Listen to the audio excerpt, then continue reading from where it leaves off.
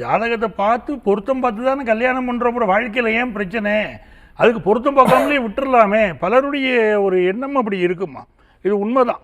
கண்ணில் கொஞ்சம் பார்வை தெரியல, இந்த பார்வை தெரியாமல் இருக்கிறதுக்கு இந்த கண் எதுக்கு, பேசாமல் கண்ணை எடுத்துடலாமே அப்படின்னு பேசினா அது சரியாக இருக்குமா? இல்லை. அப்படித்தான் ஜோதிடத்தில் பொருத்தம் பார்க்கிறது. 10 பொருத்தம் பார்த்தும் வாழ்க்கையில் பிரச்சனை வருதுன்னா பொருத்தம் பார்த்தது சரியில்லைன்னு அர்த்தம்.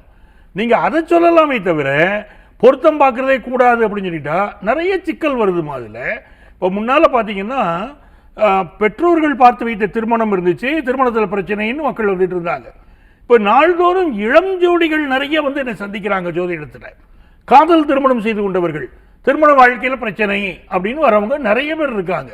மனப்பொருத்தம் மட்டும் தானே கல்யாணம், 2 பேர் மனசு புரிஞ்சு தானே கல்யாணம் பண்ணாங்க, ஏன் சிக்கல் வந்துச்சு அப்படின்னா பொருத்தம் பார்ப்பதில் இருக்கக்கூடிய பிரச்சனைகள் நம்ம தவிர்த்துக்கிடணுமே தவிர பொருத்தம் பார்க்காமல் திருமணம் பண்ணினா இன்னும் பிரச்சனைகள் அதிகமாக தான் வருது. வரக்கூடிய இளம் ஜோடிகள்லேருந்து நான் தான் தெரிஞ்சுக்கிடுறேன். அது என்ன காரணம்னா பொருத்தம் பார்ப்பதில் வெறும் 10 பொருத்தம் பார்த்தா போதும் அப்படிங்கிற அடிப்படையில் இருக்கிறதுனால சிக்கல் வருது. அந்த 10 பொருத்தம் பத்தாதுமா. இன்னைக்கெல்லாம் விவாகரத்து அதிகமாக போயிருச்சு.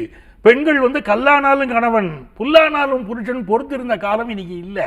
தப்புனா உன்னோட எனக்கு வாழ்க்கையே தேவையில்லையா அப்படின்னு போயிடுறாங்க. அப்போ நம்ம திருமண பொருத்தம் பார்க்கும்போது இன்னும் கவனமா அந்த பொருத்தத்திலேயே கண்டிப்பா பொருத்தம் பார்க்கணும்.